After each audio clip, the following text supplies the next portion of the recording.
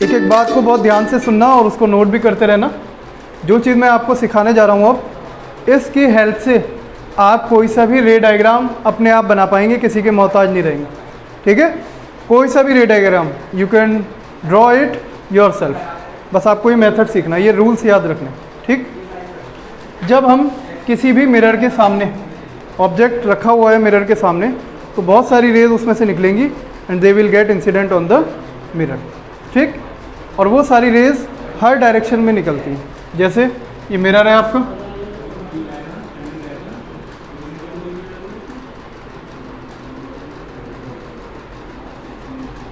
ये मैंने रखा ऑब्जेक्ट, ठीक है, ये ऑब्जेक्ट मिरर के सामने रखा हुआ है। होता ये है कि इस ऑब्जेक्ट से निकलने वाली जो रेज हैं, वैसे तो रेज हर पॉसिबल डायरेक्शन में, एक रे इधर भी जा रही होगी, इधर भी, हर पॉसिबल डायरेक्शन में इसमें से रेज निकलती हैं। वो सारी की सारी रेज जाकर कहाँ जाती है? मिरर के पास। मिरर से टकराने के बाद वो लौट कर आती हैं वापस। जैसे ये वाली रेज आएगी, टकरा कर लौट कर आएगी, ये जाएगी, ये भी लौट कर आएगी, ये जाएगी, ये भी लौट कर आएगी, और कोई सी जाएगी वो भी लौट कर आएगी। ये सारी रेज लौट कर आती हैं, और लौट कर आने के बाद ये सारी की सारी किसी पॉइंट पर दोबारा मिल जाती है। वही पॉइंट होता है हमारा पॉइंट ऑफ इमेज। जहाँ पर आकर ये दोबारा मिल रही है ना, समझो ऑब्जेक्ट की इमेज वहीं पर बनेगी। अगर आप इस पोजीशन पर कोई स्क्रीन प्लेस करते हैं तो आपको एक इमेज नज़र आ जाएगी। Is it clear? दोबारा सुनो ध्यान से। Whenever we place an object in front of a mirror, so many rays comes out of it. After striking the mirror, they again converge at a point. एक point पर आकर दोबारा मिलती है। That point is called point of image, और वहीं पर image बनकर तैयार होती है। ठीक, लेकिन दिक्कत ये है अनम कि हम सारी की सारी रेस के बारे में पहले से नहीं बता सकते कि वो रेस कहाँ को जाएंगी। सिर्फ कुछ चुनिंदा रेज हैं, कुछ स्पेशल रेज हैं जिनके बारे में आप बिल्कुल ताल ठोक के कह सकते हैं, बिल्कुल कॉन्फिडेंस के साथ कह सकते हैं कि इसका मुझे पता है। कौन सी हैं वो? 4 रेज गिनवा रहा हूँ बस। आप इन सारी की सारी को नहीं ड्रॉ करेंगे, आप कोई सी भी 2 ड्रॉ कर लेंगे। जब मैं आपको 4 सिखा रहा हूँ, आप कोई सी भी 2 ड्रॉ कर सकते हैं। उन 2 को आप मिरर पर स्ट्राइक करना, उनका एड्रेस आपको पूरा मालूम होगा, उनको रिफ्लेक्ट कराना। जहाँ पर वो 2 रेज मिलेंगी कंफर्म है बाकी सारी भी वहीं की वहीं मिलेंगी। तो आप सिर्फ 2 रेज से भी इमेज को लोकेट कर सकते हैं। जहाँ पर वो 2 मिल रही है बस वहीं पर इमेज बना देना, बाकी सारी भी ऑब्वियस है कि वहीं पर आकर मिलेंगी। बात समझ में आ गई? कौन सी है वो 4 रेज? 1 बाय 1 सीखते हैं। Rules for image formation by a concave mirror. पहला रूल सीखिए आप लोग ध्यान से, एकदम आसान है, एक बारी में याद हो जाएगा। कभी भी कहीं भी कोई भी रुका कर पूछे तो बिना हिचकिचाए एकदम बता देना। रूल नंबर 1, रूल नंबर 1 ये कहता है बच्चों कि अगर कोई रे आकर मिरर से टकराती है और वो रे पैरेलल है प्रिंसिपल एक्सिस के, a ray coming parallel to the principal axis after reflection from the mirror, it is obvious that it will pass through the focus. ये कंफर्म है, ये बात मतलब लाजमी है इसके लिए कि आफ्टर रिफ्लेक्शन, यहाँ से टकराने के बाद ये फोकस से ही पास होगी। Ray coming parallel to the principal axis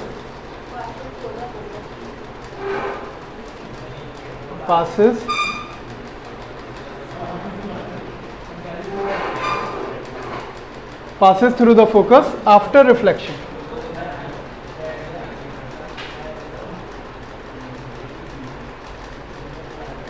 reflection के बाद फोकस के थ्रू पास होता। ठीक है, रूल नंबर 2 याद करते हैं। सेकेंड रूल क्या है देखिए ध्यान से, वो इसका जस्ट अपोजिट है। कोई रे अगर पैरेलल टू प्रिंसिपल एक्सिस आ रही है तो आफ्टर रिफ्लेक्शन फोकस से पास होती है। दूसरा रूल इसका जस्ट अपोजिट है कि अगर कोई रे फोकस से पास होकर आ रही है और वो आकर प्रिंसिपल एक्सिस फोकस के थ्रू पास हो रही है, मिरर पे नहीं आ रही ना, फोकस पे आ रही है डायरेक्ट। ये फोकस पर आई, लेकिन फोकस तो एक पॉइंट है ना, पास करके आगे निकल जाएगी, आगे जाकर कहीं ना कहीं मिरर से टकराएगी। जब वो मिरर से टकराएगी तो टकराने के बाद पैरेलल हो जाएगी लाइक दिस। ये पॉइंट नंबर 2 है। रे पासिंग थ्रू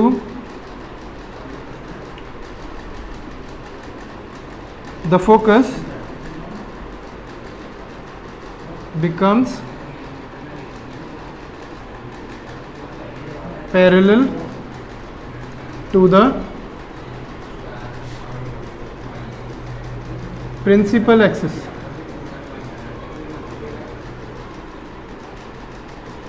after reflection।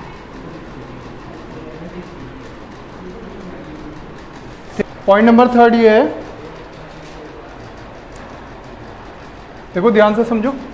मान लीजिए आपका कॉन्केव मिरर है और आपके पास कोई रे ऐसी है जो सेंटर ऑफ कर्वेचर से पास हो रही है। हमारा जो 3rd रूल है ना, उस रे के लिए है जो सेंटर से पास होती है। यह है आपका पोल और यह है आपका सेंटर।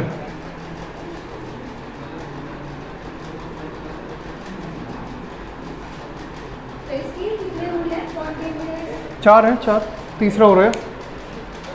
एक रे ऐसी जो सेंटर से पास होती है, ठीक, तो सेंटर से पास होने, फिल्जा बात सुनो, ऐसी रे जो सेंटर से पास होगी, सेंटर से पास होने वाली रे के लिए देखिए आप लोग जानते हैं वो रेडियस के अलाउंग चलेगी। सेंटर से मिरर तक अगर आप एक लाइन बनाते हैं तो वो कहलाती है रेडियस, और रेडियस हमेशा सरफेस के परपेंडिकुलर होती है।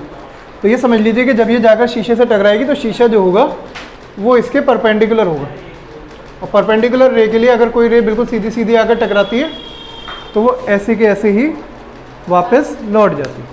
ठीक, मतलब ये है कि अगर ये मिरर है, आप किसी एंगल पर लाइट डाल रहे हो तो टकरा कर आगे चली जाएगी, अपनी डायरेक्शन चेंज कर देगी। लेकिन अगर 90 डिग्री पर आप डाल रहे हैं कोई रे, तो वो जैसे आई है अपने ही रास्ते से वापस लौट जाती है, मुड़ती नहीं है फिर वो। ठीक, जिसका एंगल ऑफ इंसिडेंस 0 उसका एंगल ऑफ रिफ्लेक्शन भी 0।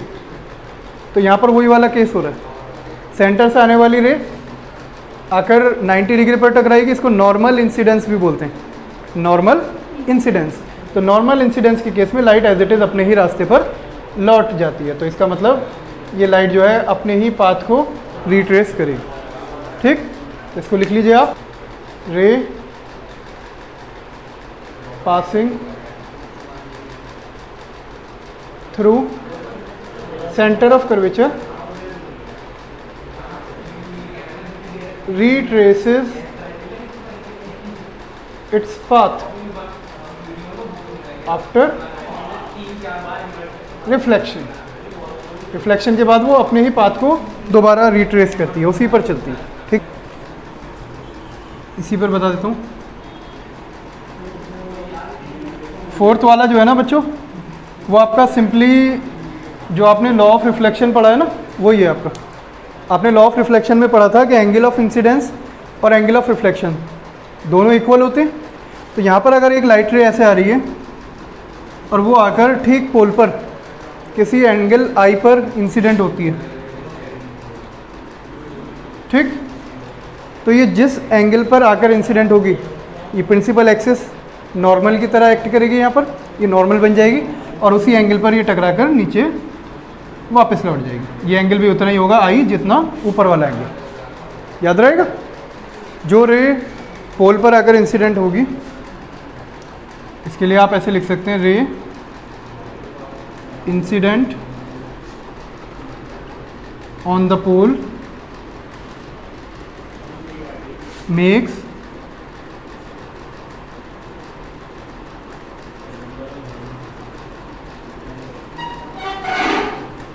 equal angle before and after reflection।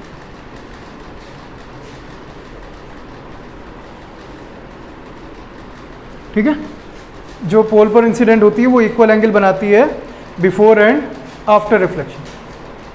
ठीक, before and after reflection with the principal axis.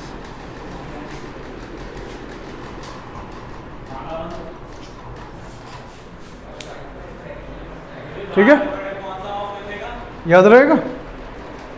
कुल मिलाकर आपने 4 रूल सीख लिए। अब 1 बाय 1 रे डायग्राम बनाकर इमेज लोकेट करते हैं। ठीक है, ठीक है। सबसे पहला रे डायग्राम है when object is placed at infinite. अगर कोई ऑब्जेक्ट किसी कॉन्केव मिरर से इनफाइनाइट डिस्टेंस पर रखा हुआ है एट इन्फिनिटी, तो कॉन्केव मिरर उसकी किस टाइप की इमेज बनाता है ये हम रे डायग्राम की हेल्प से पता लगा सकते हैं। Suppose that this is our concave mirror and ये बना दिया हमने प्रिंसिपल एक्सिस।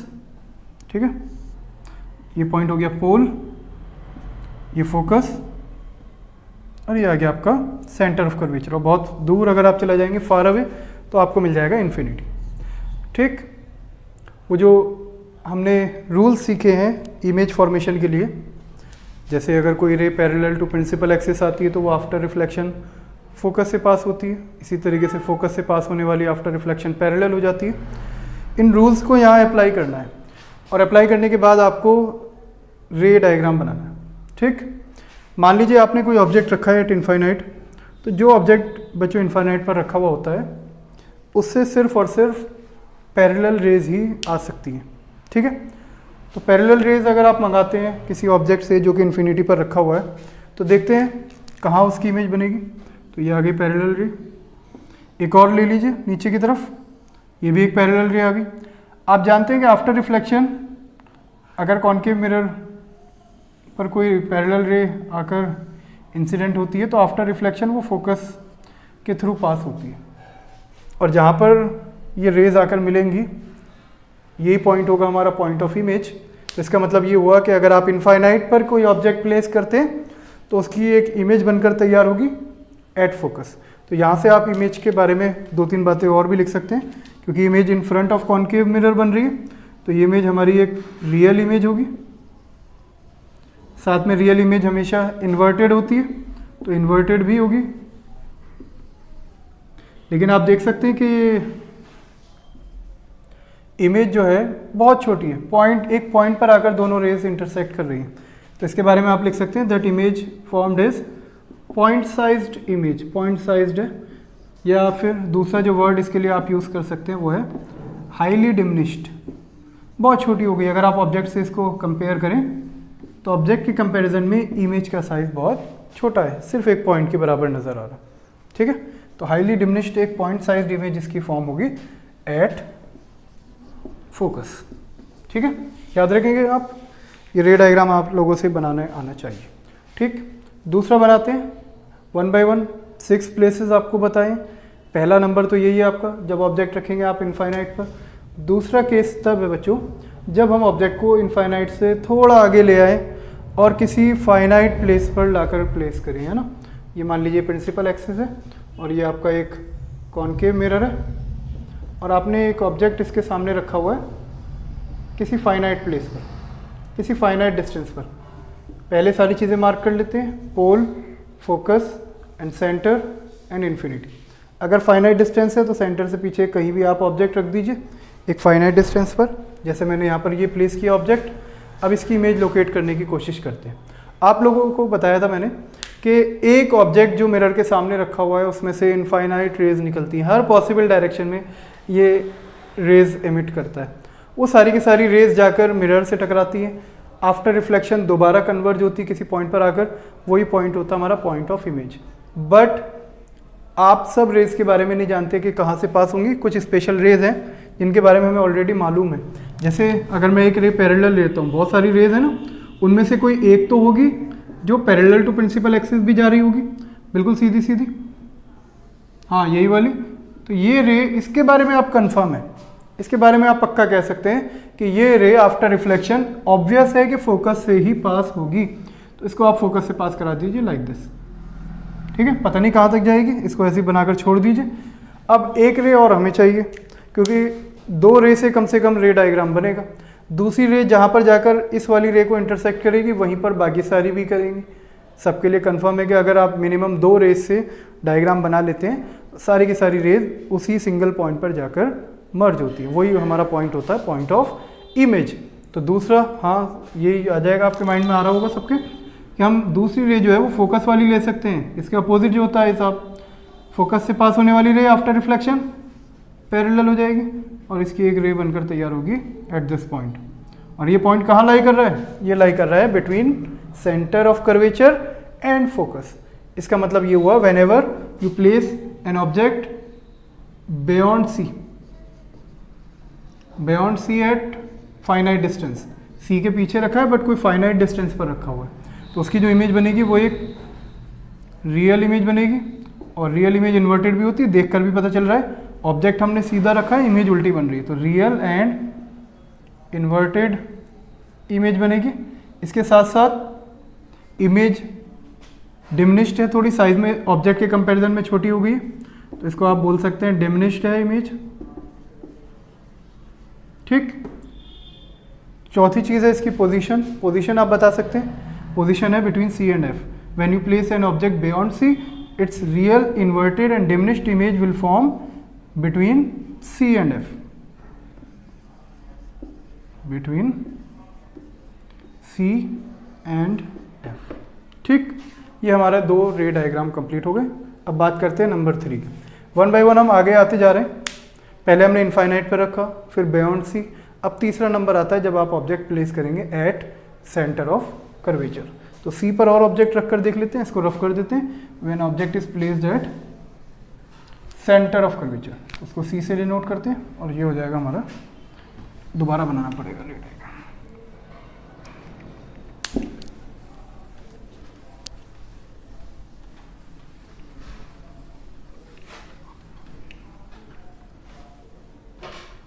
मान लीजिए ये एक कॉनकेव मिरर है। सब चीज़ें वैसी बनाएंगे जैसे पिछले डायग्राम में बनाई थी। ये principal axis, then pole, then focus, then centre, focus and pole, इन तीनों में ये जो डिस्टेंस है ये इक्वल होना चाहिए। फोकस ठीक सेंटर पर बीच में लाई करना चाहिए सी और पी के। ठीक। अब हमें एक ऑब्जेक्ट प्लेस करना है एट सेंटर ऑफ कर्वेचर। देखते हैं इसकी इमेज कहाँ बनती है। ठीक। एक रे लेनी है हमें पैरेलल टू प्रिंसिपल एक्सिस। जब आप बनाएंगे बच्चों तो आपको इस बात का ध्यान रखना है कि जब कभी भी आप रे डायग्राम बनाएं तो ये डिस्टेंस इक्वल होना चाहिए between C and F and between F and P. इसके साथ साथ एक और बात का आप ध्यान रखें कि मिरर को बहुत ज़्यादा कर्व्ड ना बनाएं। कुछ बच्चे इसको बहुत ज़्यादा कर्व बनाते हैं, तो बहुत ज़्यादा कर्व अगर आप बनाएंगे तो इससे आपके डायग्राम में गड़बड़ ज़्यादा आएगी। थोड़ी बहुत तो आप एडजस्ट कर सकते हैं, बहुत ज़्यादा मिस्टेक या गड़बड़ आप एडजस्ट नहीं कर पाएंगे। इसलिए कोशिश करें कि मिरर को बहुत ज़्यादा कर्व ना बनाकर बहुत लाइटली कर्व करें इस टाइप से। ठीक, जैसे मैंने बनाया, मैक्सिमम इतना चल जाएगा। ठीक है, सेंटर पर ही है ना यहाँ। चलिए, एक ray parallel to principal axis, ये वाली रे तो सभी केसेस में काम कर जाती है आपकी। वो रे जो आप पैरेलल टू प्रिंसिपल एक्सिस लेते हैं, आफ्टर रिफ्लेक्शन ये फोकस से पास होगी, तो इसको फोकस से आप इस टाइप से पास करा दीजिए, ये हो गई फोकस से पास। ठीक है, लेकिन वही बात, एक रे से आप डायग्राम बना नहीं सकते, एक रे और चाहिए, यू नीड वन मोर रे।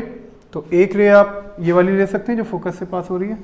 फोकस से पास होने वाली रे पैरेलल हो जाती है आफ्टर रिफ्लेक्शन, तो ये अगर आकर मिरर से टकराएगी तो आफ्टर रिफ्लेक्शन ये पैरेलल हो जाएगी। इसको आप पैरेलल कर दीजिए, यहाँ पर आकर कहीं इंटरसेक्ट करेगी और ये कहलाएगा हमारा पॉइंट ऑफ इमेज। तो यहाँ पर इमेज इसकी बनकर तैयार होगी। ठीक है, और इस इमेज को आप देख सकते हैं, ये सेम उसी पॉइंट पर बन रही है जहाँ पर आपने ऑब्जेक्ट को प्लेस किया हुआ है। तो आप इसकी जो प्रॉपर्टीज़ है वो लिख सकते हैं, मेंशन कर सकते हैं, that image formed is real and inverted. देख कर ही पता चल रहा है, एक तो इमेज हमारी रियल है और इन्वर्टेड है। ठीक, इसके बाद नेक्स्ट इमेज कहाँ बन रही है, सी पर बन रही है और सेम साइज की है, ना डिमिनिश्ड ना एनलार्ज, सेम साइज की इमेज बन रही है और पोजीशन है उसकी एट सी। तो ये वाला केस थोड़ा स्पेशल है, याद रखिएगा, जब कभी भी सेम साइज की इमेज बनेगी तो वो सेंटर पर बनेगी, या सेंटर पर जो इमेज बन रही है वो हमेशा सेम साइज की रहेगी। इसके अलावा उसका जो साइज भी सेम होगा सेंटर में, बस यही बात है। ठीक है, रियल एंड इन्वर्टेड होगी इसके अलावा। ठीक है, याद रखिएगा आप। चौथा number, fourth one, when object is placed between C and F, जब ऑब्जेक्ट को आप सी और एफ के बीच में रखते हैं तब क्या होगा, सेंटर से एक कदम और आगे आ जाते हैं। ठीक है, चलिए इसको रफ कर देता हूं मैं और यहीं पर हम व्हेन ऑब्जेक्ट इज प्लेस्ड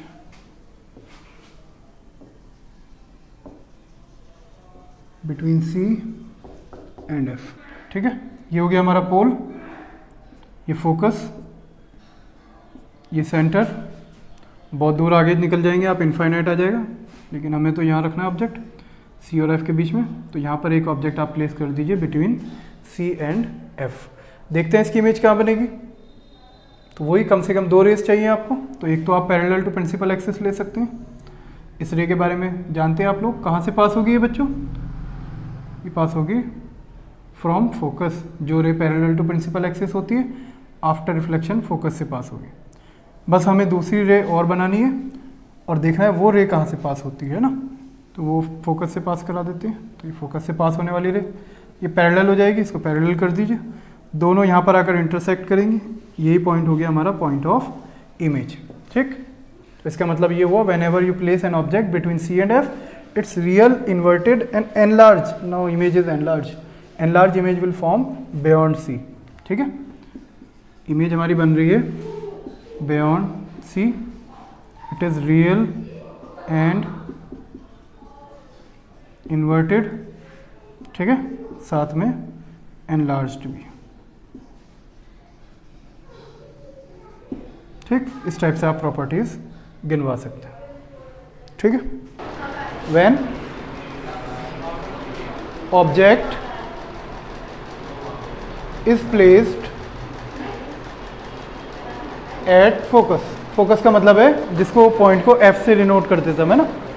ये हो गया आपका कॉनकेव मिरर, बहुत ही सिंपल डायग्राम है, बनाकर देख लेते हैं कैसा बनेगा। कॉनकेव मिरर सबसे पहले, देन बनाएंगे एक प्रिंसिपल एक्सिस। ये पॉइंट हो गया आपका point P, then F, then C and finally infinity. ये कुछ स्पेशल पॉइंट्स हैं ना। ऑब्जेक्ट को कहाँ रखूँ, फोकस पर। फोकस का मतलब है ठीक है एफ पर एक एरो बनाकर ऑब्जेक्ट को रिप्रेजेंट करेंगे। ये हो गया आपका ऑब्जेक्ट। ठीक, इसकी इमेज लोकेट करनी है। आप लोगों ने रूल्स सीखे हुए हैं इमेज फॉर्मेशन के। तो 2 रेज हमें चाहिए होती हैं जिनको हमें मिरर से रिफ्लेक्ट कराना है, और कराने के बाद वो जहाँ इंटरसेक्ट होंगी वही होगा आपका पॉइंट ऑफ इमेज। तो एक रे तो पैरेलल ले लेता हूँ। पैरेलल रे का क्या होगा, आफ्टर रिफ्लेक्शन क्या हो जाएगा, यही एक पैरेलल रे। बताओ क्या होगा इसका, फोकस से पास होगी। वेरी गुड, इसको आप फोकस से पास करा दीजिए, इस तरीके से जाएगी। एक और रे चाहिए, दूसरी कौन सी लूँ, यहाँ से ले लूँ पोल से। तो पोल वाली के बारे में आपको पता है कि जितना एंगल बनाएगी प्रिंसिपल एक्सिस के साथ उतने ही एंगल पर ये रिफ्लेक्ट होकर वापस जाएगी। तो इतने ही एंगल पर ले लो आप इसको वापस। ये हो गई आपकी रिफ्लेक्टेड रे। ये दोनों रिफ्लेक्ट होने के बाद रेज आ रही हैं, दिख रहा है कुछ। ये दोनों रेज पैरेलल हैं और पैरेलल रेज कभी मिल नहीं सकती। कहाँ जाकर मिलती है, अनंत पर, इनफाइनाइट पर। इसका मतलब ये हुआ कि जब कभी भी आप ऑब्जेक्ट रखेंगे एफ पर, फोकस पर, उसकी इमेज कहाँ बनेगी, जाकर इन्फिनिटी पर, क्योंकि रेज जो है वो मिरर से टकराने के बाद पैरेलल हो जाती है। Is it clear. तो आप इसके बारे में लिख सकते हैं when object is placed at focus. एक तो रियल है इमेज, रियल इसलिए क्योंकि बन तो सामने वाली साइड पर ही रही है, चाहे बहुत दूर जाकर बने। और रियल इमेज हमेशा इन्वर्टेड होती है, तो रियल एंड इन्वर्टेड है, एनलार्ज्ड है, और पोजीशन की अगर उसकी बात करें तो पोजीशन कहाँ पर बनेगी इमेज, पोजीशन है उसकी एट इनफाइनाइट, इनफाइनाइट पर बनेगी। ये होता है जब आप ऑब्जेक्ट रखते हैं फोकस पर। ठीक, नंबर 5 भी डिस्कस कर लेते हैं, यहीं पर कर दूं। नंबर 5 है व्हेन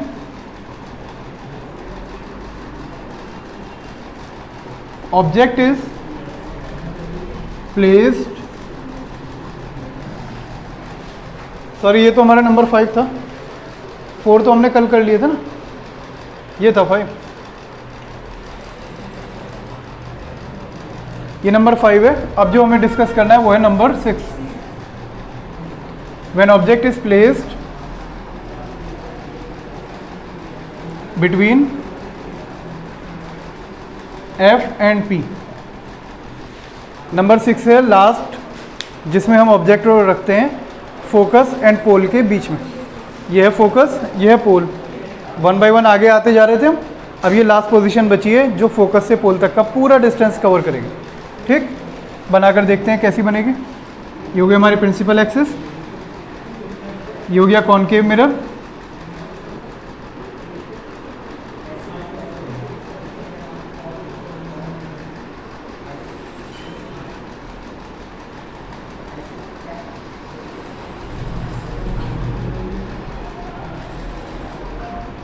ये है फोकस और ये है सेंटर।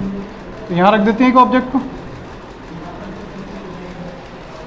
है ना, फोकस एंड पोल के बीच में।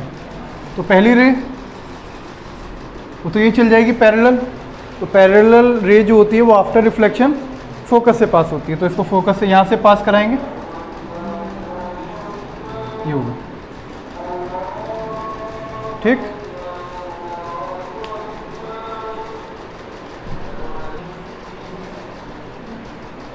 एक रे तो हमने वो ले ली जो पैरेलल है। तो पैरेलल रे आफ्टर रिफ्लेक्शन फोकस से पास होती है। इमेज बनाने के लिए हमें चाहिए कम से कम 2 रेज, तो एक और ले लेते हैं। एक ले लेते हैं पोल वाली, है ना। तो पोल वाली रे अगर हम लेंगे एक, तो जो रे पोल पर आती है जितने एंगल पर आएगी उतने एंगल पर लौट जाएगी। इसके इतने एंगल पर लौटा दो।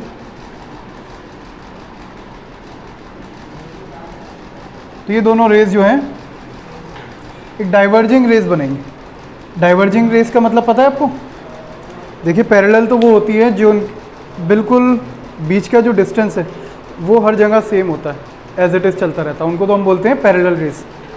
जैसी ये थी तो पैरेलल रेस तो इनफाइनाइट पर जाकर मिल जाती हैं, लेकिन जो डाइवर्जिंग रेज हैं इनके बीच का जो डिस्टेंस है वो आगे चलकर और ज़्यादा होता चला जाएगा, बढ़ता चला जाएगा।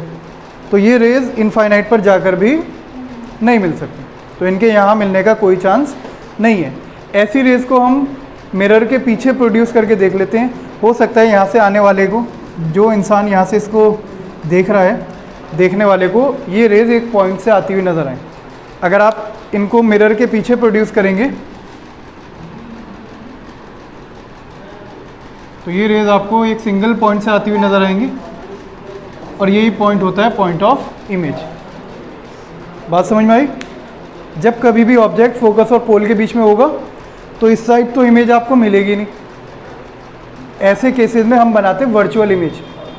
ये जो केस है ना, ये वर्चुअल इमेज का केस। अगर इस साइड हमें इमेज नहीं मिल रही है तो हम क्या करेंगे, रेस को अपोजिट डायरेक्शन में प्रोड्यूस करके देखेंगे।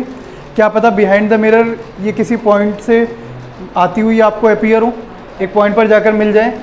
और अगर ये वाकई मिल पा रही है तो यही पॉइंट हो जाएगा आपका पॉइंट ऑफ इमेज। लेकिन इस बार जो इमेज बन रही है वो है बिहाइंड द मिरर, मतलब वर्चुअल। तो ये पहला केस है वर्चुअल का। ठीक, ये डिफरेंट इसलिए लग रहा है आपको क्योंकि अभी तक जितनी भी इमेज आपने बनाई सारी रियल थी। बस एक केस होता है कॉनकेव के अंदर जिसमें वर्चुअल इमेज बनती है, बाकी अदर 5 केसेस में रियल इमेज बनती है। ठीक है, तो इसकी प्रॉपर्टीज़ अगर आप लिस्ट करें तो क्या होंगी? ये इमेज वर्चुअल इमेज है, वर्चुअल इमेज साथ में इरेक्ट भी है। देखो अभी तक जो इमेज बन रही थी नीचे बन रही थी, ये ऊपर बनी है बिल्कुल सीधी। वर्चुअल एंड इरेक्ट मतलब सीधी इमेज, और इसके साथ साथ एनलार्ज है, साइज में बहुत बड़ी है ना, तो एनलार्ज इमेज बनेगी। एंड पोजीशन क्या होगी इसकी? Behind the mirror.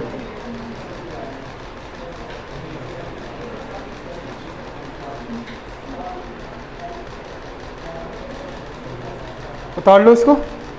फिर कॉन्वेक्स के 2 केसेस हैं, उनको डिस्कस करते हैं।